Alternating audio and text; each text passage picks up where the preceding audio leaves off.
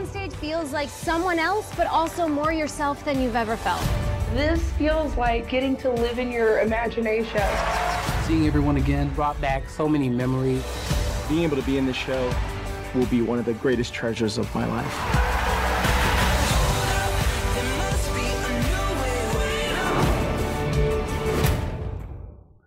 Recording. Okay. Now countdown to clap. 3, 2, 1. All right. Magical.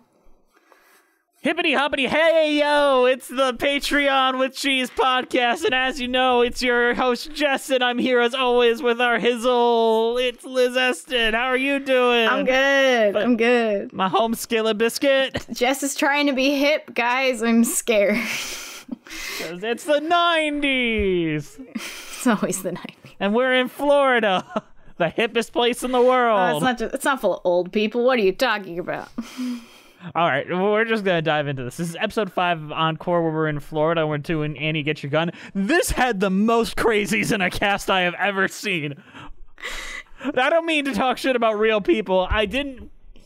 but these people are borderline crazy. This felt like the Real Housewives of Florida. The Real Housewives of Annie, Get Your Gun. But on the good side, we got Adam Wachter back. Adam He's been gone for a while. Back, our angel. If he was not in this episode would 100% just be uncomfortable. Yeah.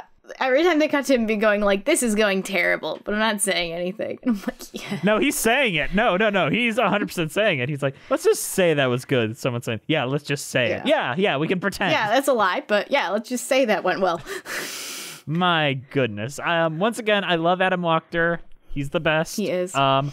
I would never want to be in a production with him. He would be very, very honest. He scares me.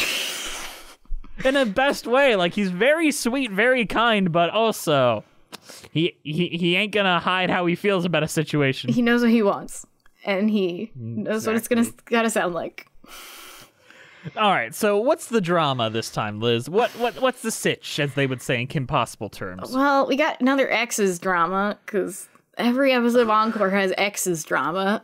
So who has this much hung up on their high school exes? Like, seriously. You're like 35, my lady. I know she was cheated on and she wants to get closure, but Jesus Christ. Fuck closure. You're married. You have a husband. You're married. You deliver babies for a living. Like. Yeah, and then she shows up in full, like, costume. She's wearing a fucking cowboy hat and cowboy boots. Like, I'm gonna steal the lead. And Lane over here is just like, I didn't know I had to fight for this. Yeah, I thought I was just getting this. I rehearsed this, I learned the lines for this role. And I can't believe that the director let that happen. Like, all right, let's see what you do. Let's audition. I could hear, like, the TV director, like, do it. Do it for the drama, and then cut her wings. Just because I know from the start he was never gonna let that happen. Absolutely not. I just love who's just like, you guys did great, but logically this is stupid. So no. Logically, this was a waste of time. And I had seen this episode before, and I knew what was coming. So this time around, I watched the people in the background, which would have been me in this situation. The one happily cast as a character actor, watching the drama play out and, like, wasting everyone's time. The minute she walked in late dressed like a cowboy, I was like, okay, this is the Real Housewives of Annie, Get Your Gun, and this is gonna be stupid. I don't know what I expected from Florida. This is the trashiest episode so far, so honestly. Yeah. And then the girl that does get to play Annie, like, she's like a crystal fiend that doesn't like crystals. The aura. Like, she's like, I can't work today because the Gemini moon is out. No, I think she said something about how the sign hanging is messing with her Gemini moon or some such witch. What the hell? People are fucking crazy in Florida.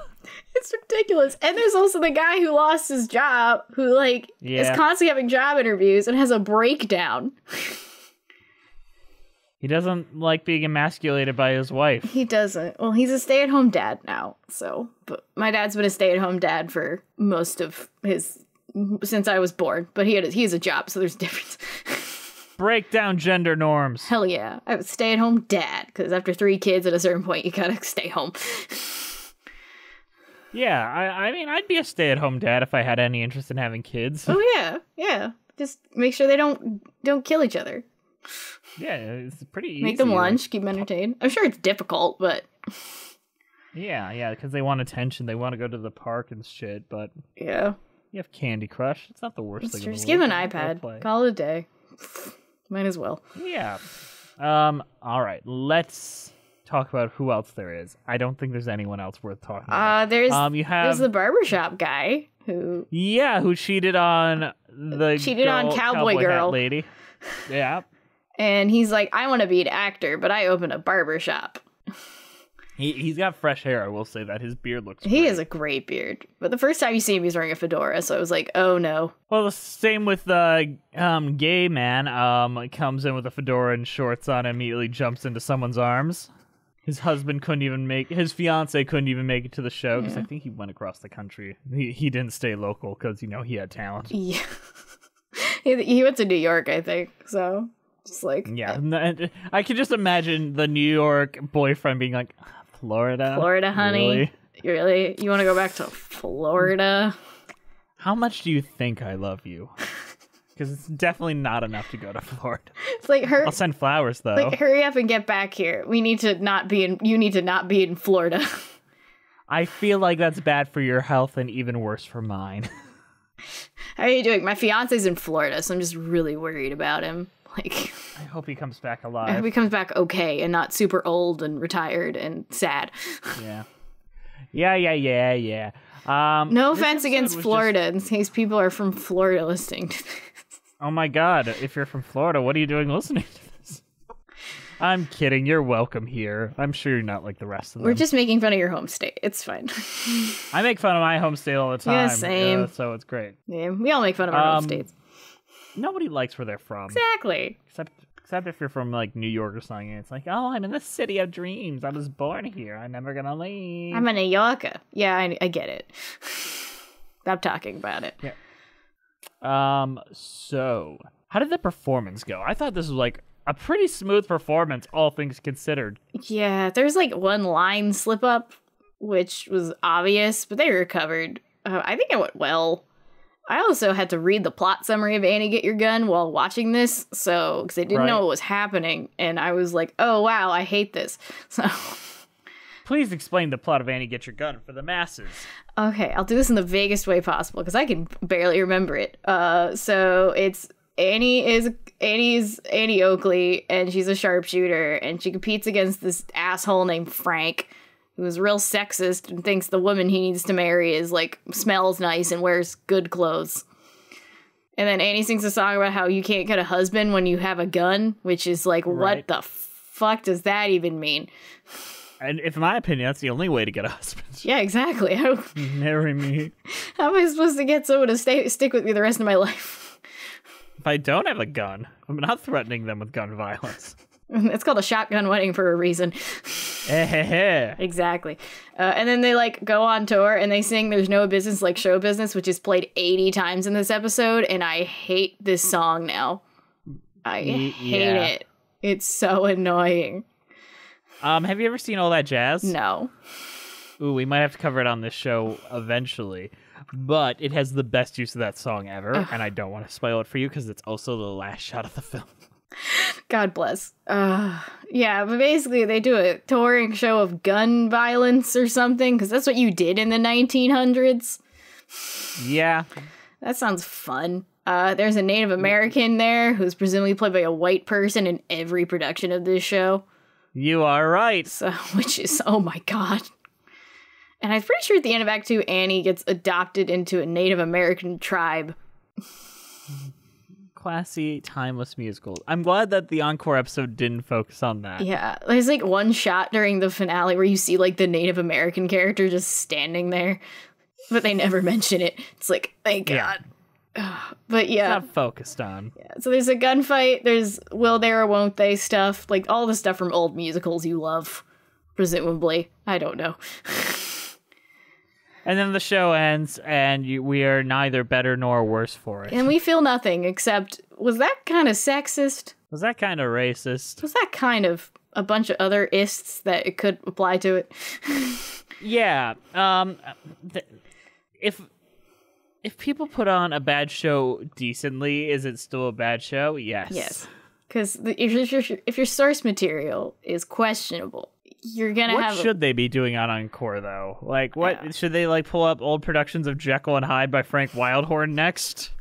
I would love to see an Encore episode of Frank Wildhorn's Jekyll and Hyde. I would too. A lot of schools put it on. Especially for the scene where Jekyll and Hyde like duet each other, because in the Hasselhoff version he flips, like he's wearing half a wig or like half a ponytail and he's flipping back and forth and it's really stupid. It's great. It is cheese. I love it is pure cheese. And then I think the Constance, I don't remember his last name, he sings to himself in a mirror and it's stupid.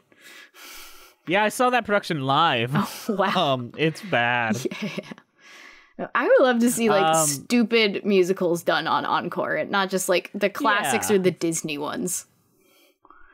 Like pull out something like, oh, that would be a bad one. But if they did Thoroughly Modern Millie, that's just old enough. Oh god, where that could happen. Hairspray's a big one too. I'm thinking of like all the could do The Wiz. I love The Wiz. I think that's a great musical. I did Peter Pan in high school, so everyone did Peter Pan. Like that was like the go-to high school one for like many years. Oh yeah. And we did not change Ugga-Wug. It stayed racist. Oh, gross. We kept it. Was it all white people? Of course it was. We don't have any Native Americans in our school. Yikes! Yikes indeed. Yeah, the Indians were all very white. My friend was one of them. I think. Ooh, so. How does she or they feel about that? I think she was like whatever about it. But one conversation I remember having with her when we did Les Mis, we're talking about it in homeroom because they cast the chorus people the night before and I wasn't there. Right. So she was like, I'm really sad I didn't get to be a prostitute. And I turned to her, it's like, this conversation out of context is really weird. Why did she not want to lead? No, she auditioned for a lead, obviously. She just didn't get it.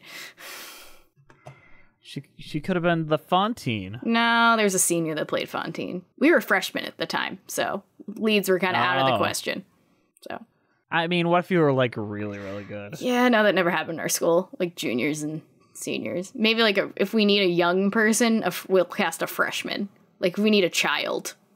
So, like when we did Chitty Chitty Bang Bang, one of the children was a high schooler and the other was a child that switched out every other performance. So. Oof. But she was very short, so like made sense. Chitty Chitty Bang Bang is just not a good musical general. It's not. It's really bad. Like, could you even try to give me a general consensus of the plot of that musical and movie? Because the movie makes no damn sense. No. Also, the movie implies everything was a dream. Yeah, and then the car starts flying at the end anyway. So yeah, because it's like the ending of Grease where the car starts flying, but it's like real life most of the movie. Hell is real, and the hell is the Grease movie. I don't mind the Grease movie. Of course you don't. You like bad things. You like most of the Friday the 13th movies too. No, I've only seen like 3 of them. Yeah, that's most of them. No, there's like 12. I know. Which 3 did you see? I've seen the first one. I saw that on my own. Obviously. I watched Jason X and yes, I watched Space Jason. I watched Jason X and I've seen the remake, but that's it. I also only watched Jason X because my boyfriend and I were looking for a stupid horror movie to watch when he came over to my house once, and Jason X was on Netflix, and he's like, that movie's hilarious. I'm like, I love space. I love the idea of space, Jason. Let's go. So, the remake has some of the weirdest sex scenes ever put onto film. Let me just say that. And I've seen Munich, which has the strangest sex scene ever put on film. So that's saying a lot. Oh God, yeah. He's like, who in the middle of sex starts talking about you've got perfect nipple placement, baby? Like what? The screenwriter was a horny man who didn't know how horny teens talked. It's garbage, and it has a really stacked cast. If I remember correctly, Jared Padalecki, Kay Panabaker. Yeah, from Sky High, the best superhero movie of all time. And a bunch of other. Bruce Campbell as a gym teacher, 10 out of 10. I didn't know who Bruce Campbell was until I was like much older, and I watched a movie as an adult. I was like, oh my god, Bruce Campbell's been in this movie this whole time. Somehow, when I finally discovered that Bruce Campbell was like a person to know, I just know like, oh, he was definitely that gym teacher. Like, I definitely made that connection. Like, that's the only man that could have been that role. Now that I know this, Yeah, I was watching the Star Trek remake with the reboot with my dad, and I was like, why do I find Captain Kirk really hot when I've never seen him in anything before? I'm pretty sure. Proceeds to look it up, see he's the prince in Princess Diaries 2, A Royal Engagement, my favorite movie at the age of 8, and I'd seen 60 times. And he was my first movie crush, so it's like, oh, I get it. I had a similar vibe, but with Captain Kirk's dad in the Star Trek remake. It was a Hemsworth. It was Chris Hemsworth, right? Yeah. It was Chris Hemsworth before he was anyone. Yeah. And I I like this guy. And then I saw Thor the next year, and I was like, why do I really like this guy? Oh! He's Kirk's dad. You had one scene at the beginning of that shitty Star Trek movie. Yeah, I mean, but we can thank Chris Hemsworth being famous for Cabin in the Woods being released because it was shelved for so long. That movie's so good, too. So good. Impeccable. I love it. I wish that Joss Whedon wasn't involved, because fuck that guy, but also... Just call it a Drew... fuck. I forgot the... Drew Goddard, isn't it? Drew Goddard movie. I call it a Drew Goddard movie. Yeah, and so it didn't have a screenwriter. It's just like Bright. No one wrote the script of that movie. Well, only one person wrote the script, and it was Drew Goddard. And there's another person listed that's fake. Yeah, that's a fake name. It's a fake name. It's like Alan Smithy. Yeah, or Anthony Perkins and Stephen Sondheim. They didn't really write that script. Rest in peace, Sondheim. And Anthony Perkins. Why the fuck don't we get to say rest in peace, Anthony Perkins? Because Sondheim died more recently.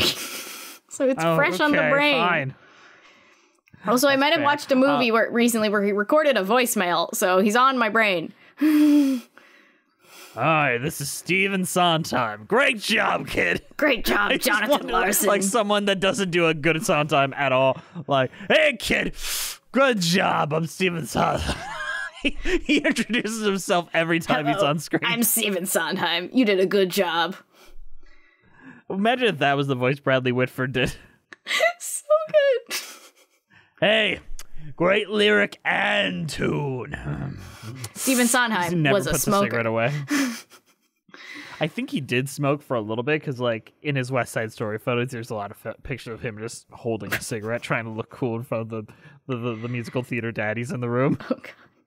Oh yeah, I'd filmed a movie trailer in college for a pitching class, and we had a mom, like an old mom grandma type who smoked a lot, so I had to buy a pack of cigarettes because I was the only one who was 21. And then we just stuck like 8 in the wig, and like he had like 2 in his hand because it was a guy dressed as a grandma. Right. And just putting on a smoker's voice. But it's like, let's just put a ton of cigarettes in this wig just to really get the point across.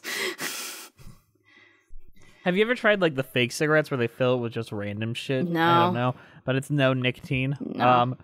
I shot a film where there was a girl just huffing on them, and then someone accidentally put a real cigarette there, and then she's just like wheezing and coughing, like, I can't do this.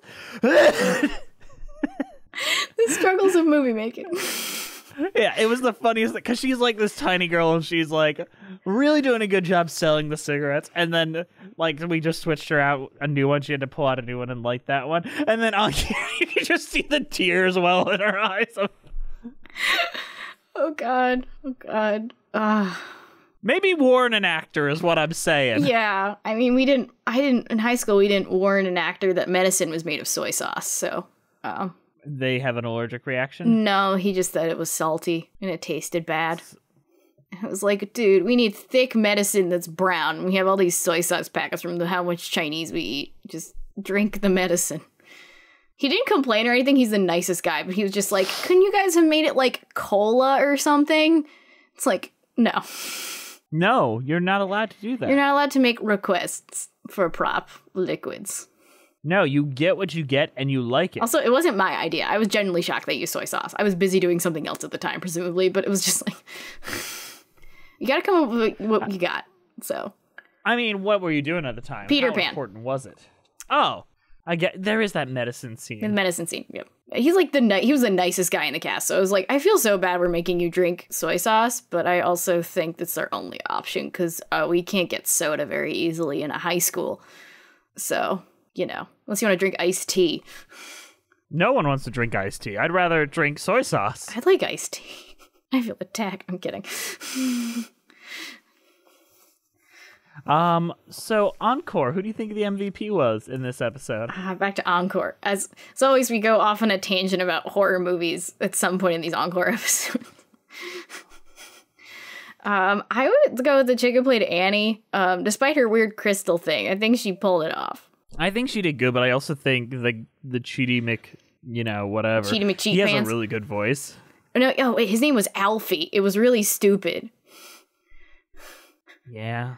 But I remember, when they're doing the lineups and Adam Walker's like, let's see you guys sing the song from the 90s. And he was like, he's the only one that's really nailing this. For those who haven't seen Encore, for their warm-up song, they try to tangentially connect it to something in the thing, and most of them are, you guys went to school in the 90s. Here's a song from the 90s. If they did that shit to me, like, hey, you graduated in 2014. Here was a song from 2014. Like, what's song am I gonna sing? What came out in 2014? I don't know what came out in 2014. What is the most popular song in 2014? I'm asking Siri. Yes. He's not asking. You guys can comment what you think. If you would like. I'm gonna find out, because most popular song 2014. Because you graduated that year, didn't 2015. you? 2015. Okay. So around. All about that bass. I can nail that. No treble. Yeah, I'm about to say, I'd probably do all right. I think it might have, for me, it might have been like Thinking Out Loud or something. That was 2014. Oh, it was also 2014. I think the one they would choose for us is Chandelier by Sia. Yes, because the vocals. I wanna swing from the chandelier. The one theater kid. The chandelier. This is just his audition to go and get on Encore. Adam Wachter. Adam Wachter, choose me to be. You run things, don't you? I know for a fact you don't. But yeah, choose me. I mean, if let's see what 2015. What would your song be? I don't know. I don't know. I was born on a weird day because Pennsylvania cutoffs. So. See You Again by Wiz Khalifa. I can't feel my face when I'm with you. So by the one weekend. one about Dead Paul Walker or the one about cocaine. Okay. When I see you, is that the Paul Walker? That's the Paul Walker song. Good for You by Selena Gomez. Oh god, I hate that song. Not to be confused. That's when she's not to be confused with Olivia Rodrigo's Good for You or Pasek and Paul's Good for You. Yeah, two of those are good. One of those is bad, and the bad one is Selena Gomez. Bitch Better Have My Money by Rihanna. Oh, Adam Wachter would totally choose that one. Love Me Like You Do by Ellie Goulding. I actually kind of like Ellie Goulding's song. I hope she's not problematic. I don't think she is. I don't know. All right, here's the two actual ones I'd probably choose. Yeah. The first one is Sorry by Justin Bieber. Oh, they totally picked that's that actually one. A song. Yeah. Or Hello by Adele. Oh, definitely. Which I think was like a big meme. Definitely Hello. Definitely Hello. Just for those belting. I can't sing, so I'm not going to sing. Hello from the other side. That is Jess's job. And then they bring like the soprano and she's like, hello from the other side, because she wants to show her range. And Adam Wachter rolls his eyes. Yeah, like bitch, that's not what we're here for. This is a fucking musical theater show. But also, if my high school ever did this, I would not be invited. So. You know what, Liz? I'm gonna make you perform and sing and dance so we can be on Encore in 10 years. Good luck, dude. Good luck. What do you think would be your dream role if you could be in a musical show? I don't know, someone in the background. No, come on, you have to be a lead. I don't want to be a lead. I want you to be a lead. Well, I can't think of anything. Damn. I don't know. What do you think?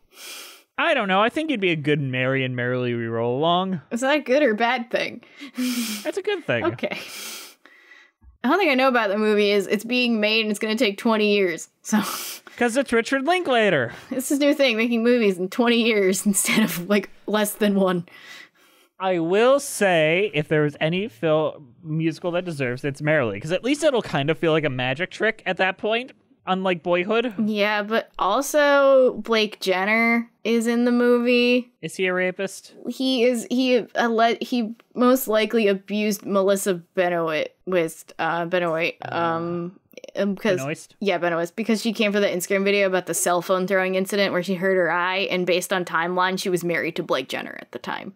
Fucking gross. So, it'll be another Ansel Elgort promoting West Side Story situation, except for there'll be It'll be 20 years. It'll be like a 20-year gap, and Twitter will bring it up again. So, I think Twitter's going to be around 20 years. I hope That's not. the saddest thought I've heard all day. I really hope it won't be around in 20 years. I hope it'll just eradicate itself and explode. No, we'll just be so deep in irony that it'll literally just be called Bird App. It'll just be called the Bird App, and it'll just be full of like screenshots of like random stuff. Be nothing useful. But the only good thing about Merrily that makes it work better than Boyhood for this choice is it's told in reverse. So we'd start seeing them the way we know them now, and then by the end we'd see them as the younger version. So you'll leave seeing the magic. So we'll start with old Beanie Feldstein, and then you go to younger Beanie Feldstein. Got it. I think that Ben Platt's gonna age the worst out of the three. I mean, we saw how they tried to de-age him in post in Evan Hansen, so... Yeah, I think he's gonna look the worst. I think Beanie Feldstein, going by how her brother is aging, she's gonna look basically the same. Yeah, basically. Yeah, I know. Yeah, the other one's Blake Jenner, and I don't care how he looks, so... I don't give a shit.